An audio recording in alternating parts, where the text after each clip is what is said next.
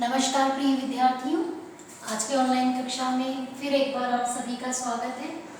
कल हमने वैयक्तिक अध्ययन से संबंधित और वैयक्तिक अध्ययन क्या है और उसकी विशेषताओं के बारे में पढ़ाई की थी। आज हम उसके आगे का टॉपिक लेते हैं, वो है वैयक्तिक अध्ययन के प्रकार। वैयक्तिक अध्ययन जब भी किया जाता है किसी भी अनुसंधानकर्ता के द्वारा, तब वो किन प्रकारों को किस प्रकार से उसका अध्ययन करता है, उसके दो प्रकारों का यहाँ पर बताया गया है।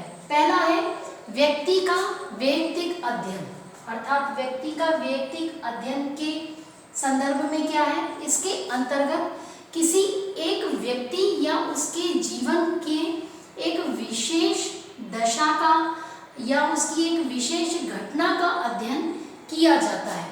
इसके लिए उस व्यक्ति से संबंधित उसके परिवार के सदस्यों, मित्रों या फिर कई जो भी उससे संबंधित तथ्य हैं, उनसे सूचनाएं प्राप्त की जाती हैं और वहीं से सूचनाएं एकत्र भी की जाती हैं। इसमें उस व्यक्ति का से संबंधित यदि हमें सूचनाएं एकत्रित करना हो तो कहाँ से होगी, उस व्यक्ति के संबंधित यदि कोई डायरी का लेख है, यदि आत्मकथा है या फिर पुस्तक है, जीवन इतिहास है, पत्र पत्रिकाएं हैं, इन सभी के स्रोतों के आधार पर हमें व्यक्ति के अध्ययन करने में सहायता प्राप्त होती है। दूसरी हम प्रकार की बात करें वो है समुदाय का वैयक्तिक अध्ययन। इसके अंतर्गत क्या होगा, इसमें किसी भी एक वर्ग या किसी एक जाति या किसी एक समूह या समुदाय का व्यवस्थित अध्ययन किया जाता है और सूचनाएं जब एकत्रित की जाती हैं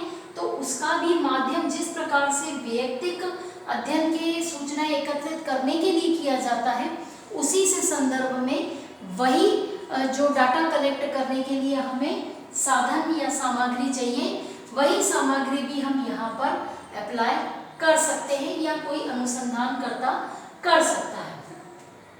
अगले बिंदु की हम बात करें तो वो है वैयक्तिक अध्ययन पद्धति की कार्य पद्धति क्या है, अर्थात जब भी कि कोई अनुसंधानकर्ता कार्य करता है या कोई केस स्टडी पर रिसर्च करता है, तब क्या होगा, उसकी एक कार्य की पद्धति होगी। किस कार्य पद्धति के आधार पर वो अपने कार्य को प्रारंभ करेगा और अंतिम में निष्कर्ष तक उसको ले जाएगा। इसका सबसे पहले क्या है, तो सर्वप्रथम समस्या का चुनाव करना, जिसके लिए वैयक्तिक अध्ययन किया जा रहा है, जिसके लिए भी किया जा रहा है उससे संबंधित समस्या का चुनाव कि उसकी समस्या क्या है। फिर उन इकाइयों का निर्धारण करना जिसका विस्तृत अध्ययन किया जाना है, मतलब उस व्यक्ति से संबंधित किन इकाइयों का, कि आर्थिक पक्ष है कि उसका सामाजिक पक्ष है कि राजनीतिक पक्ष है, उससे संबंधित कोई एक इकाई का निर्धारण करना रहेगा। उससे संबंधित यदि कोई अध्ययन है तो उन स्रोतों को ज्ञात किया जाना पड़ेगा कि किन स्रोतों के माध्यम से उसका अध्ययन किया जाना है। और फिर अध्ययन की जो इकाइयां हैं, उन स्रोतों के निर्धारण के बाद में उस पक्ष का निर्धारण करना कि जिससे उसका जो अध्ययन किया जाएगा फिर उसका विश्लेषण किया जाएगा।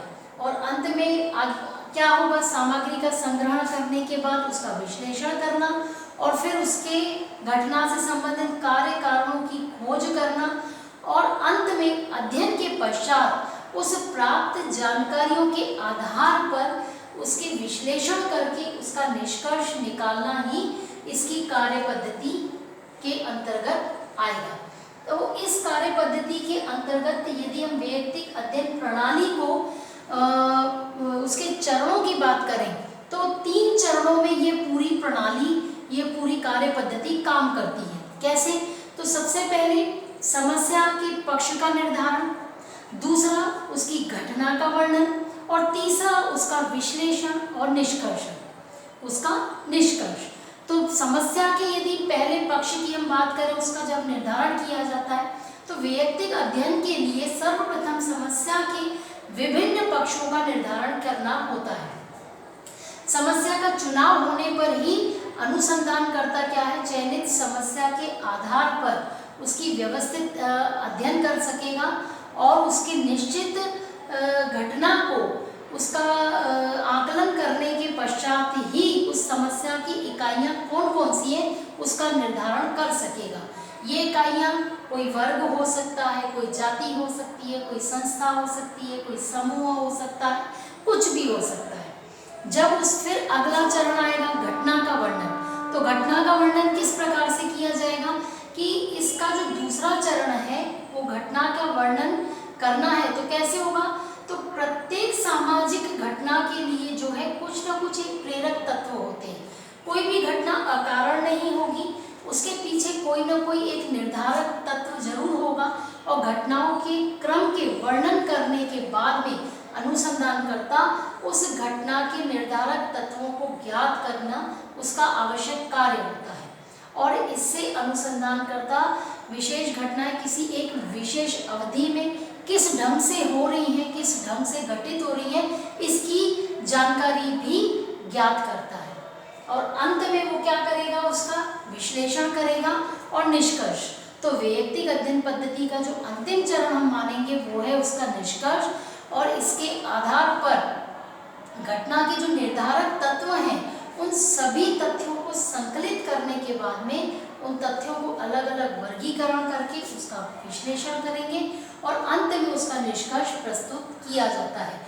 इन चरणों से हो करके आप जो अनुसंधान करता है वो कार्य प्रणाली को अपना करके ही इस पद्धति के आधार पर अनुसंधान का कार्य पूर्ण करता है। ठीक है, तो आज हमने यहाँ पर अध्ययन के वैयक्तिक अध्ययन के प्रकार और उसकी कार्य प्रणाली पर विस्तृत रूप से यहाँ पर चर्चा प्रस्तुत की है। अगली कक्षा में इससे संबंधित अन्य पद्धति को लेकर के आएंगे। तब तक के लिए धन्यवाद।